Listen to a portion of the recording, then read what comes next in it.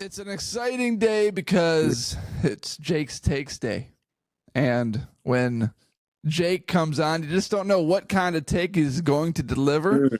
And right now we are checking, updating, refreshing school closings because this could really impact Jake today. Jake is a member of a school in Minnesota. Starts with an L, ends with a D. And the middle letters are itch, feel. So you can kind of pull that together however you want to pull that together. And Jacob, just to take a look, there's a big snowstorm in Minnesota, in case you're listening out of state. I'm looking at the school closings via MyFox 9. And there's a couple 2 hours late. Glencoe Silver Lake, that's kind of in your territory. Yeah, that's not bad. Wilmer, they're like in your territory. Oh yeah, Holly already is. Yeah, she's got nothing to do today. She's gonna, I don't even know, take a nap, maybe take another nap. So far, got some 2 hours late. McRae's kind of a little further west than us. The key is to see the schools near you. And for right now, you have to know your school's like tendency. You know, players in the NFL, coaches, they have tendencies. Schools have tendencies on snow days. For example, Watertown Mayor, classic right now, 2 hours late. It could change, it could shift, but right now they're 2 hours late. That's classic Watertown Mayor. The school with the same name in it, Mayor Lutheran, 10 minutes away, closed. That is a Watertown Mayor tendency. That happened when I went to school there. Watertown Mayor, 2 hours late. Get your butts to school. Less than 10 minutes away, Mayor Lutheran has mayor in the name, closed for the day. Yeah. Well, New London's by us too, and they're closed. Scroll down. I saw a tragic one on there. Hold on. I got to remember what school it is. I'll scroll down a little bit. Okay. Where did it go? Oh, look at West Central area. Breakfast. That is a killer. I just got an email. Up high, down hard. Litchfield Public Schools will be closed for the day. Wow! Whoa, man! Let's go. Litchfield's cold. Litchfield. Well, Jacob, I think you gave it away. Which school you go to now? Oh, that's okay. But the question is, will there be breakfast? Breakfast? Is it an e-learning day for Litchfield? I don't see it updated here. Come on, Litchfield. Yeah, we just got the email and the text. It did say e-learning. So what does that e-learning day look for you? You know, so I don't know if you remember the controversy, right? So the controversy, this is, I don't remember how many years ago it would be. COVID season. Yeah, well, yes, we did a lot of That's when e-learning started. Yeah, but just the idea of turning snow days into e-learning days, right? And everyone was like, this is let the kids be the kids. But then at the end of the year, right? Is that where you're going with this? Huh? Are you going with at the end of the year, then you don't have to make days up? Well, right. So that they complain about let the kids be the kids and don't get blah, blah, blah. It's like, well, you know, you have to hit a minimum requirement of days. You know, most schools build in an extra day or two into their schedule so they don't, like one snow they don't have to make up, but multiple, like, there's things you got to do.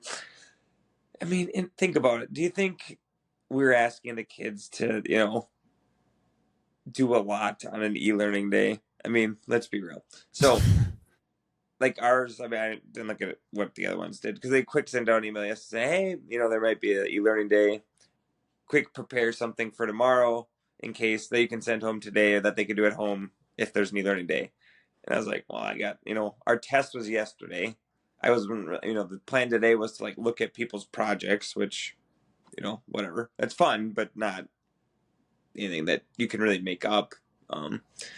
So we were studying 13 colonies. So I said, all right, the assignment is, and that was on the test. The assignment is to, on a sheet of paper, draw the 13 colonies without tracing Mm-hmm. And the most beautiful, well-drawn, labeled map brought back to me gets some sort of prize. Wow. All right. But will I ever see any of them, or is it a requirement? Here's a question. For those listening, I was shaking my head. No. Do teachers look forward to closed days as much as students do? Probably more. Oh. No, I'm just kidding. I don't know. I mean, it depends when it is, probably, and whatever. I mean, today was going to be a pretty easy day for my class in terms of it's kind of fun to watch because they made videos, and some of the videos are actually pretty funny. So I enjoyed that, and the kids enjoy watching themselves be ridiculous on the big TV. But so today I wouldn't have minded going in, but it just kind of depends on the day and the age of the kid too. I mean, I don't know. On a typical day, how long does it take you to get to school? Me to get to school? Yeah, it's like 2-3 minutes. Yeah, probably 2-3 minutes. So on a day like today, maybe you could have been there. You could have backpacked there. You would have been dedicated. Let's just say this: if you couldn't get the car, is your snowball? You got your snowblower working now, right? No, I never actually said. Never got it going. Okay. Let's just say that there was this massive snowblower that went past your driveway, and because that happens, you just got done shoveling your driveway. Three snow cars. What are they called? Snow plows. Thank you. Snow cars. 3 snow plows come past your driveway in unison and block you in. Classic blockage. You can't get your car out of the driveway. Do you walk? Do you hitch a backpack and throw things in your bag and do your best to get to school via 2 legs? I think you're doubting the power of the Honda Civic.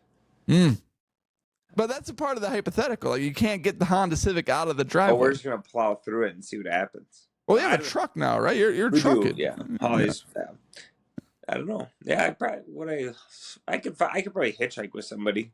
Yeah. In the neighborhood. How long would it take you to walk to school? Oh, I've done that before. Okay. So this isn't some unknown territory. Maybe 10 minutes. I don't know. I probably will actually go into school today and grab some stuff because. Look at you, still dedicated to the game. Normally, that would not be something I would ever do. But again, yesterday was test day, and so I have a lot of tests to grade and then a lot of projects to grade as well because they're all due yesterday. So just for the sake of, so it doesn't linger into Christmas break, I might try to finish all that. Sure, makes sense. So we'll see how bored I get today. Okay. Well, that's a snow day talk. Let me refresh the Fox 9 and see if Litchfield's on there yet, because it's a big deal. It's very exciting. Fox 9, nothing yet. All right. Come on, Fox 9, get your act together. All right, Minnesota Vikings talk. Fox guy. I'm a big Fox 9 guy. Yeah. Ian Leonard, Randy Meyer, Casey Carlson. Like, you can't beat those guys. Are you Care 11? I don't watch any. Oh, okay. Yeah. Ian Leonard's 9:30 weathercast is sensational stuff. As long as Randy is there. Care 11 is kind of that. As long as Randy is there, those guys too, they feed off each other and they have like this back and forth rant, and it's hilarious. Yeah. But anyways, Minnesota Vikings talk. Kirk Cousins benched in Atlanta for rookie quarterback Michael Penix Jr. And I talked a little bit about this yesterday. When his benching happened, I couldn't not think about the report that came out after Michael Penix Jr. was drafted about Kirk and his agent and how shell-shocked they were that they drafted a rookie quarterback. Because as soon as that happens, if you're a quarterback that goes to a franchise, you're thinking, oh, great. Now the fan base and the organization, all their investment and excitement is going to surround this rookie quarterback. And as soon as I play poorly, well, then that guy is going to get the nod over me. And that's a fair thought as a player. And what makes it really burn for Kirk Cousins, going back to the draft, was that he left the Minnesota Vikings, one, because of the big contract, But 2, he knew that they wanted to invest in a rookie quarterback. So who wants to be a veteran presence that, Brett Favre, Aaron Rodgers type guy to a Jordan Love or Aaron Rodgers to J.J. McCarthy or whoever the rookie quarterback was going to be when that's all the fans want to talk about. So he leaves. Fair enough. Well, they draft a rookie quarterback anyway. He gets sideswiped and just completely smashed, and now he's benched. Your take, Jake's take on the benching of Kirk Cousins. Well, everyone made the obvious joke. It's not about the benching, but what the benching represents. Yep.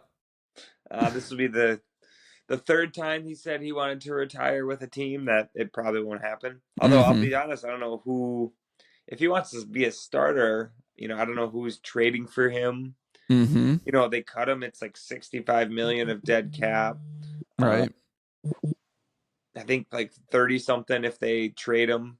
I don't know. Whatever. It's a lot. Maybe the Falcons are geniuses for drafting the 8th overall pick or whatever it was and drafting a quarterback or 10th or I don't remember what Michael Penix. They're looking like geniuses right now.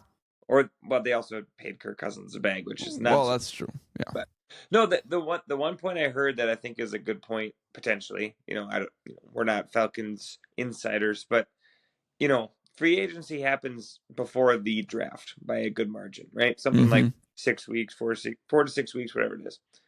And it makes you wonder, did they sign him based on, talking to him and all this thing, blah, blah, blah.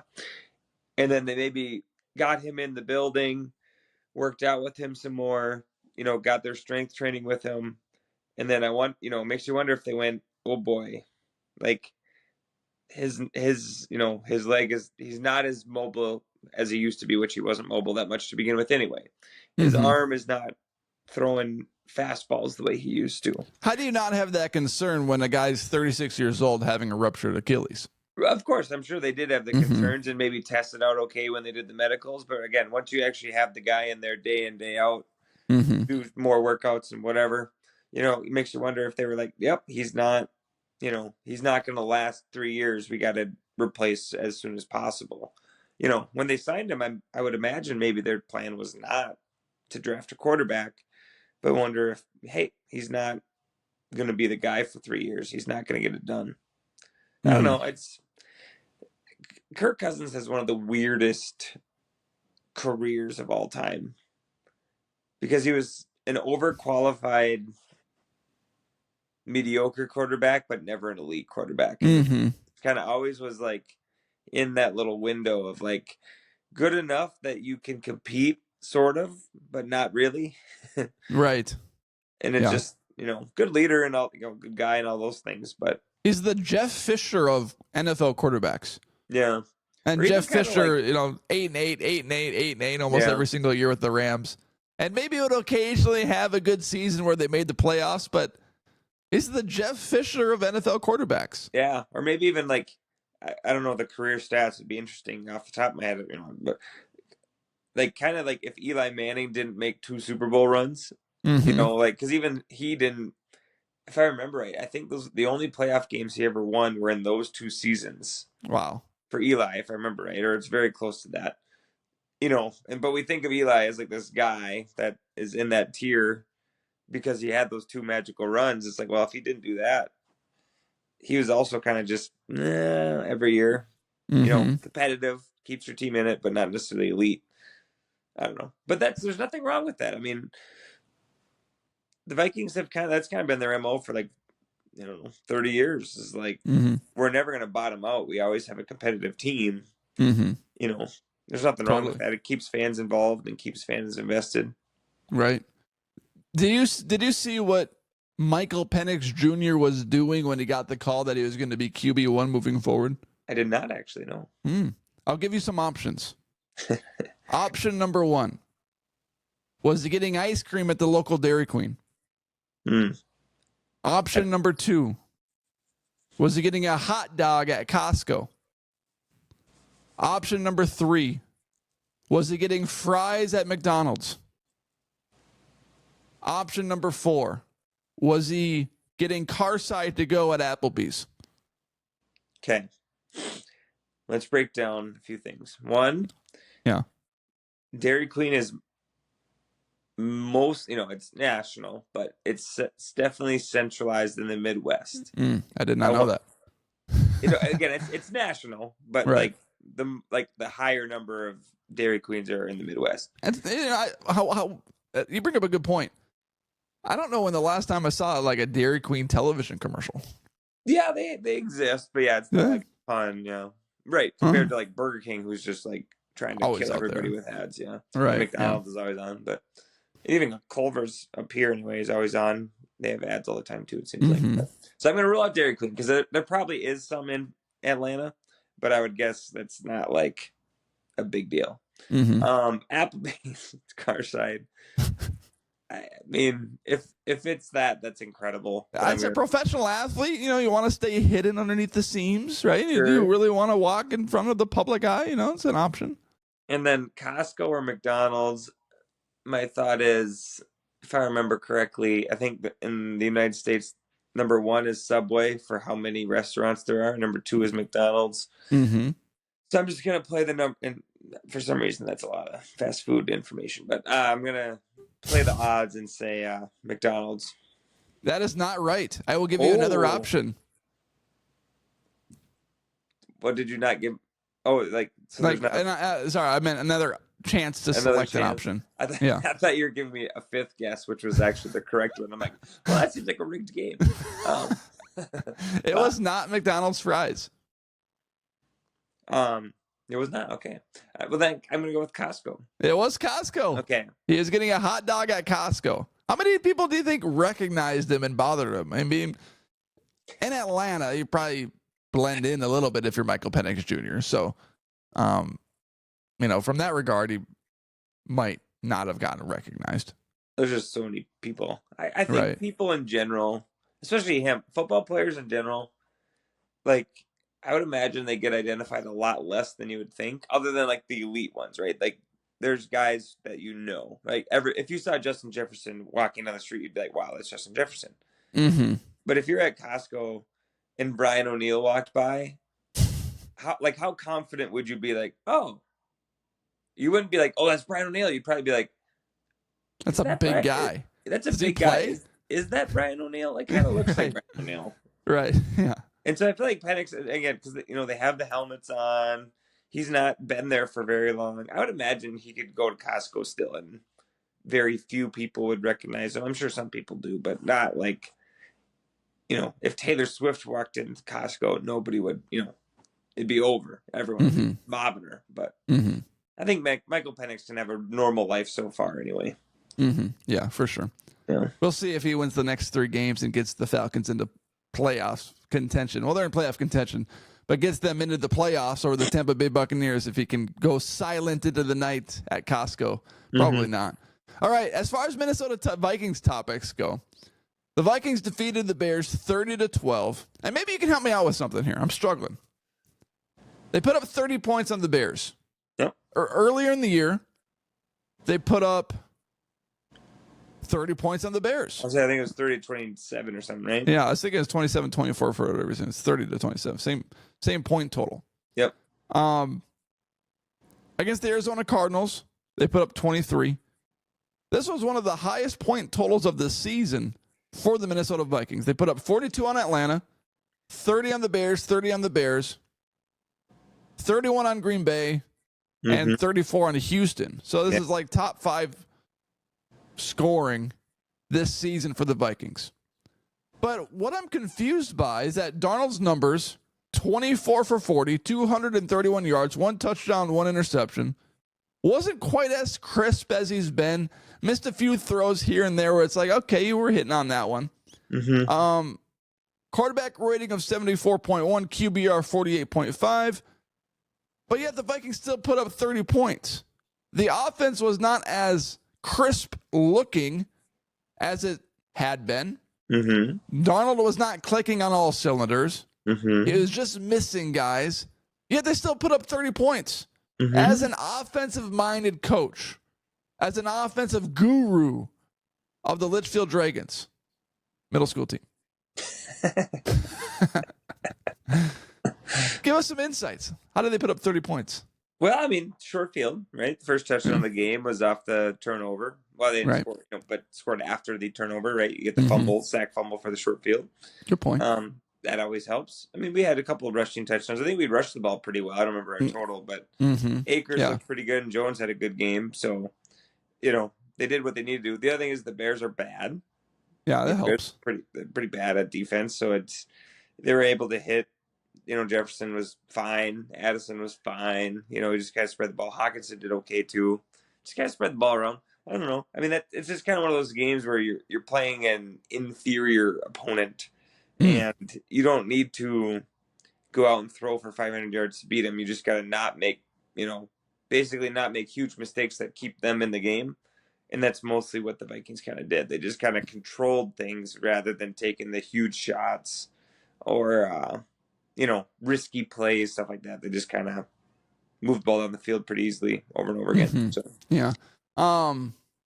The rushing attack, when you mentioned that, they both scored a touchdown.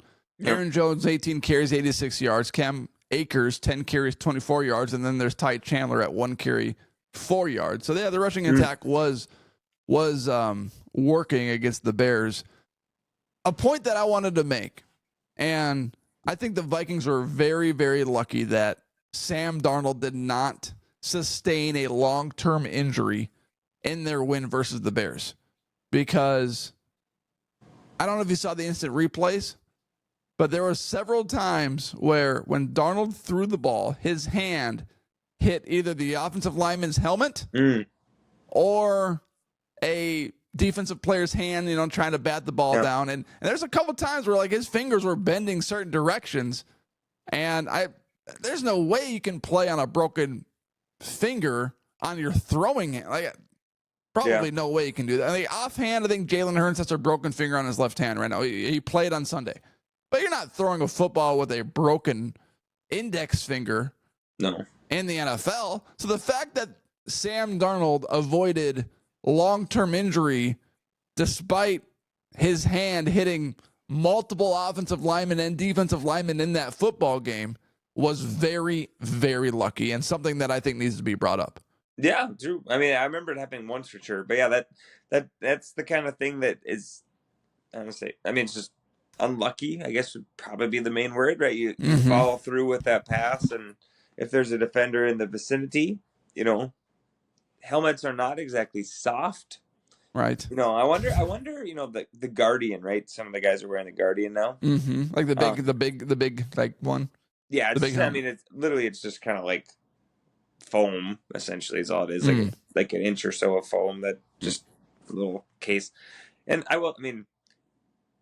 because we wear them in practice for the high school and stuff, so, and middle school at Litchfield, and a lot of schools do now too. But people are always worried about the Guardians of they look bulky and they gotta be so inconvenient. They're so thin and light. They weigh a couple ounces, so it's more visually they do look kind of funky because all of a sudden their head goes from normal to But anyway, you're certainly right. It's how fragile a season can be, right? Something as dumb as you're 12-2, and a thumb hits a helmet the wrong way, and all of a sudden you have to have Nick Mullins or Danny Dimes, Brett Ripien or Danny Dimes or yeah.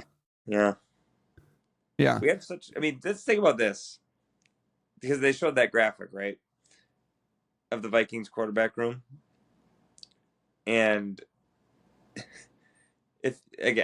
we've talked kind of this way before, but you show a picture of that to us in August and say, hey, here's the quarterback room. What do you think the record is? The fact that we traded for Danny Dimes and again Brett Ripien and Nick Mullins and even Sam Darnold, right? And 12-2, man, with that quarterback room. That's crazy. Yeah, it is a crazy quarterback room. And yeah, I don't know. It is a crazy quarterback room, but at the same time, only one of those quarterbacks can play. So, you should, I just mean Brett Ripien has filled in the past for other teams, and he was awful. Danny Dimes is awful. Darnold had been awful up until this point for the most part. It's true. It's just more in Nick Mullins as a career backup, just Well, when you got the like, quarterback whisperer, Kevin O'Connell, on your team, it does seem like it. Anything's possible. All right, I know we're Vikings fans, but who do you think is a more worthy coach of the year? Because I think I don't have the odds in front of me, but I don't think KOC is the favorite, and I know we're Vikings homers, but I don't know how you could argue based on what going into the season, what expectations were and how teams have performed. Because are you the coach of the year if you do what everyone wanted you to do? I don't know. I mean, maybe Coach of the year odds. Kevin O'Connell has climbed to number 1 via Fox Sports. Okay. O'Connell's number 1 at plus 110. Bet $10 to win 21. Number 2 on the list, Dan Campbell, plus 250. Number 3, Sean Payton, plus 350.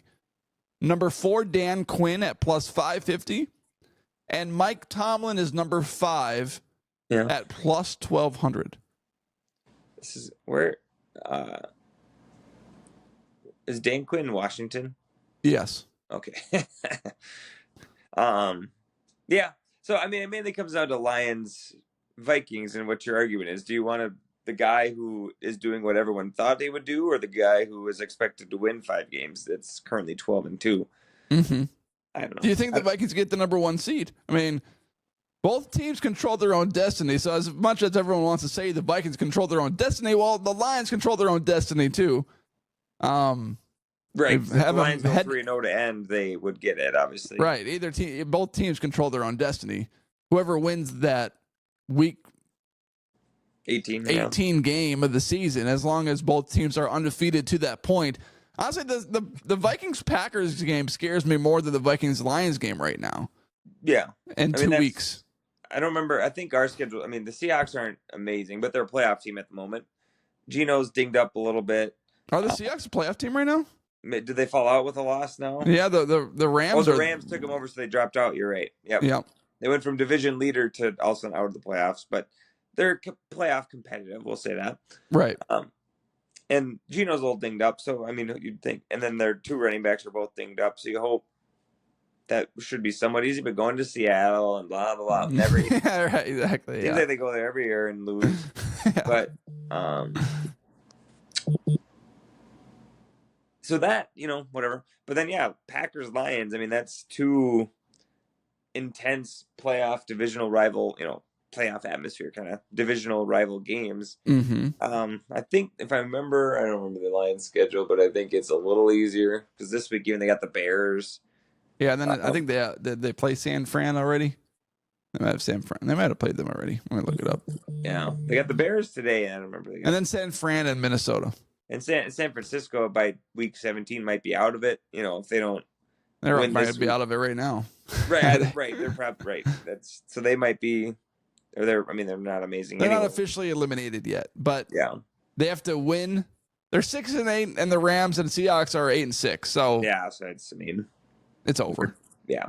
So the point is to say the odds that the Lions are, 2-0 going into week 18, and we might be 1-1 again that Packer game and stuff like that. Yeah, it's a little bit more challenging. But last take from me and from you. Unless you have something else you want to talk about. I saw a tweet the other day from someone that will go nameless. And it was an annoying tweet. It was from a media member. And they were talking about how we should just be satisfied with the Viking season. And I get where they're coming from. I get the heart posture. I understand the idea.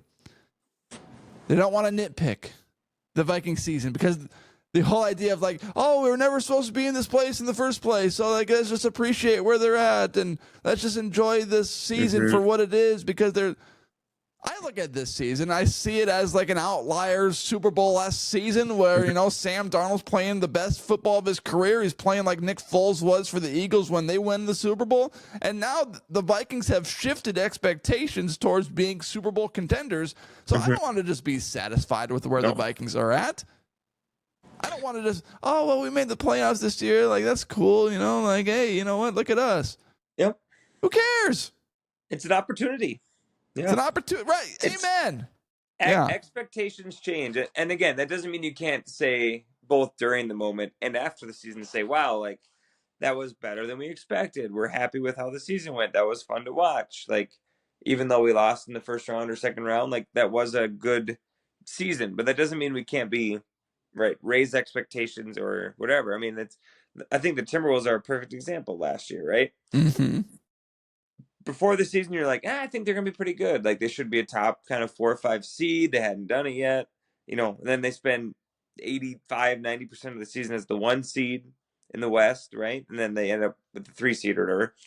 And expectations change, right? Suddenly you're like, okay, this team is a competitive playoff team. Let's see how they do. Well, after you sweep the Suns and then you beat the Nuggets in 7 games, like suddenly your expectations are not, well, let's just show up against the Mavs and hope. Like, no, Right. like the expectation now is you need to beat the Mavs. You are better than the Mavs. You're playing better than the Mavs at the moment, and then it's very disappointing that they were so bad in that series. But then again, after the season, you can say, yeah, that was better than we expected. That was fun. That was awesome to watch. Blah blah blah blah.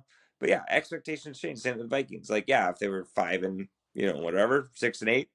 You'd say, okay, that's kind of what we expected. Like, let's just finish strong and blah blah. No, you're 12-2. Expectations change. If this team doesn't win a playoff game, unless we're the 1 seed, that's a little different because they have the bye. But if you don't win that first round game, if you don't, if we're the 5 seed and we have to go to Atlanta or go to the Rams or whatever, and you lose in the first round, that's a disappointment based on how the season has gone. That'll be a disappointment. So. You can still say it was great. You can still say Sam Darnold was awesome to watch. The Renaissance. Aaron Jones having a great year as a 30-year-old running back. Addison's breaking out. Jefferson being a stud. Hawkinson coming back healthy. All these things that were fun to watch. At the end of the day, if you lose in the first round, it's a disappointment based on how this regular season played out. For sure. Well, thank you. That's a good take. That's a Jake take right there. That's delivered. As far as Minnesota closings go, I still don't see Litchfield on this list. And I did a little digging because I'm an investigative journalist. I am the James O'Keefe of school closures. And Watertown Mayor still delayed 2 hours. Waconia, 2 hours. Sandwiched between Watertown and Waconia, Mayor Lutheran, closed, of course. Litchfield, not on this list yet. But you can receive the email, so hopefully it was not someone just trying to pull your leg a little bit. Your classic Dassel Cato, closed. Yep. And here's where I did the investigative journalism. Going back to the West Central area schools, breakfast will not be served. Oh, what a slap in the face. I look at that. And I say, who are the West Central area schools? And it came across as Barrett, Minnesota. So Barrett, Minnesota is right along the I-94 corridor, which says, the storm was like passing right through Barrett.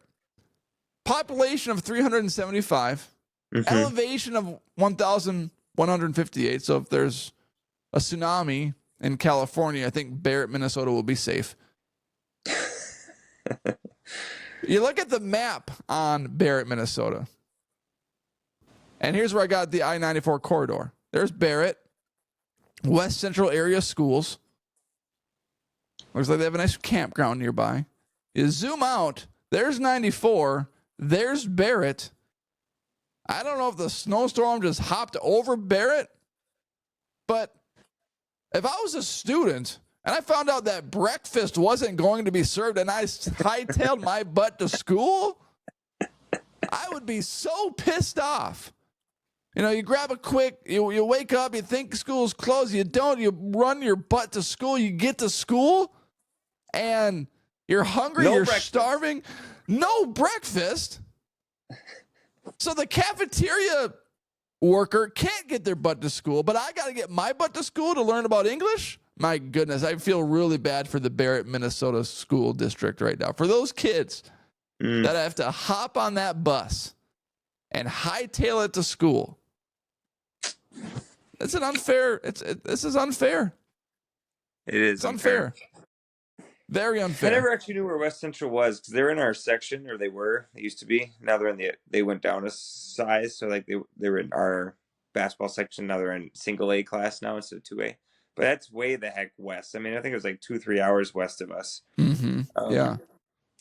So I never actually knew where it was, but there you go, Barrett. This guy's screwed. And Feel bad for him. I do feel bad for him. And they're just south of Fergus Falls. Fergus Falls was on this list. It's closed. Fergus Falls Public Schools closed. So they can't even go to Fergus for breakfast. They Let's just hope that their lunch is open. My goodness. Yeah. Right? Yeah. Brown bag lunch only. Bring your own lunch. No buses. Ride your bike to school. Maple Lake District, 2 hours late. No AM preschool. That's kind of in your territory a little bit. Yeah, a little bit. Yeah, Kimball too. I think it was only 2 hours at the moment. Wow. They're around here. Eden Valley too is around here. I saw Hutch was 2 hours late only so far. Come on, Bill Cheetah. Cancel school. Although he's the athletic director. I don't know if you can cancel school as the athletic director. Okay. Bill Cheetah, is that what he said? Yeah. I didn't realize that. He's the AD at Hutch, yeah. Oh, wow. Just saw him on Tuesday. We played Hutch on Tuesday. All right. Wow. Look at that. We did not win. Jake, thank you for... Is that... I said we did not win. Did not win. Sounds like a tough matchup. Yeah, it usually is. Well, Jake, thanks for your takes. Thank you. And for your consistency, for your deliverance. Yeah, it was kind of nice to have a Thursday morning pod again. That it was routine last year. This year's been a little up and down. Yeah, it's been like Sunday afternoons following the game, or like a Tuesday morning, Thursday morning. We've just kind of been sprinkling it around a little bit, keeping the listeners on their toes. Yep. Yeah. All right, everyone. Thank you for listening and for watching. Hit that subscribe button wherever you're watching or listening. Appreciate you.